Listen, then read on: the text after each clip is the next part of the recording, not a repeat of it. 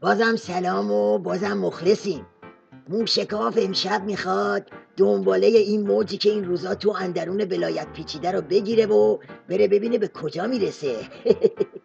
آخوندای عمامه‌دار بی عمامه نظام نه کاری به زمان دارن نه مکان، هر جا میرسن دلای دلواپس رو میبرن به صحرای وحشت نظام و ائتلاف ضد داعش. مثلا رأس مجلس لاریجانیا تو همایش فرصت‌های سرمایه‌گذاری استان مازندران اینجوری نالیده. بحران دستسازی که در منطقه ایجاد کردن و شرایط شلوغی رو ایجاد کردن، یک آتش فشانی است که یه عده‌ای هم به بهانه‌های مختلف بنزین روش داره می‌ریزن، ولی شرایط ایران شرایط کاملا پایداری است. ما احتیاج به گفته‌های اونا خیلی نداریم و برای اینکه تاثیرگذار در منطقه باشیم رو نسخه‌های اونا عمل نمی‌کنیم، چون برداشت ما از این ائتلافی که در شرایط فعلی درست کردن برای مبارزه با داعش بیشتر شباهت به یک شوی امنیتی داره. بالاخره کدومو باور کنی؟ شرایط شلوغ آتشفشان و یا شوی امنیتی و ببینید چه اوضاع قمر در عقربی شده که دیگه عربده کشیشون هم دوگانه سوز شده. حالا از این مسخره تر آه و ناله های بوزقلمون دست آموز ولایت تو جمعه بازار نظامه. ببینید چه بالبالی میزنه این صدیقی. مسئله ائتلاف امریکا و چند کشور عربی که در پوشش مقابله با تروریست ها و جنگ با داعش هست یک فریب آشکار و ناشیانه است. هم در عمل با داعش اینا جنگ نمی کنن، اینا دارن منابع سوریه رو میزنن و این ممنوعیت پرواز رو که از قبل شعارش رو میدادن، منطقه پرواز ممنوع میخواستن در سوریه به وجود بیارن که نیروی هوایی سوریه رو فلج کنن، عملا دارن همین کار رو میکنن. در عراق عوض اینکه داعش رو بزنن ارتش عراق رو زدن. آقا اصلا گیرم میخوان نیروی هوایی سوریه رو فلج کنن، اصلا به فرض که ارتش عراق رو بزنن. آخه تو رو سننم تو کیش میشی.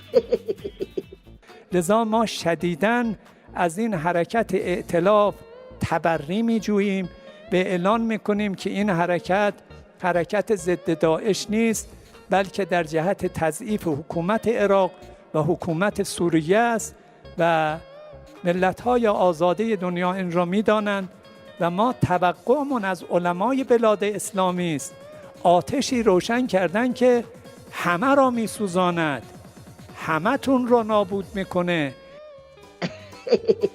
آها، پس صحبت از سوزوندن ریش عظما و عمق استراتژیکشه. بحث نابودی همه اراذل و اوباش منطقه‌ایه.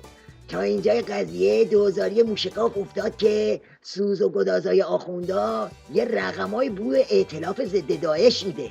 اما اگه این ناله ها رو خوب گوش کنیم یه صدای دیگه‌ای هم اون لالوها میشنویم که الان این شیخ آبگورگیر نظام گراشو میده. ببینید رو به شیخ پری چی میگه.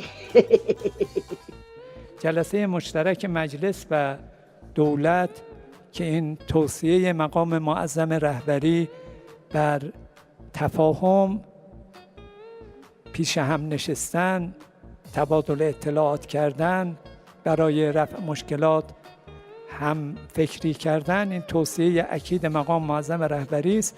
ولی ما منتظر خروجی های این نشست ها هستیم، هم مطالبات مردم، هم وعده هایی که دولت به مردم داده.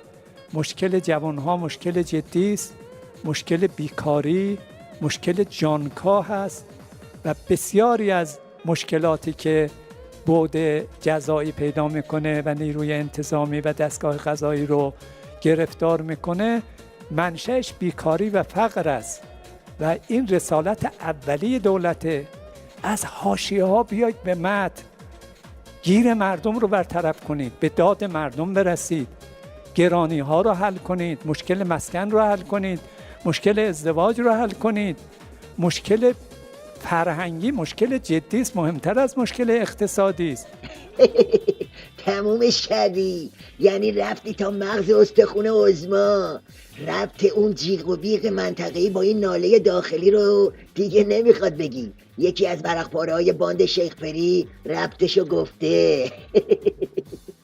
تحولات منطقه‌ای ناشی از زلزله‌های سیاسی منطقه‌ای و جهانی یا به صورت لرزه و پس لرزه‌های سیاسی اجتماعی است یا فوران مذاب و گداخته‌های درونی که باعث حرکت مردم در خیابان‌ها می‌شود.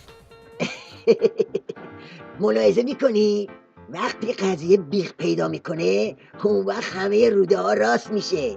یعنی همه جونورای نظام بی اختیار میرن سر اصل مطلب که چیزی نیست جز تحولات منطقه‌ای و زلزله های جهانی که ته خط میریزه تو لرزه های داخلی و فوران مذاب مردم و خلاصه جسم ناقص ولایت. وقتی یه چنین تصویری جلوی روی آخونداست خب معلومه که همگی قالب تویی میکنن و میافتن به سوز و گداز. خب میخوای چی کار کنن؟ بزنن برقصن؟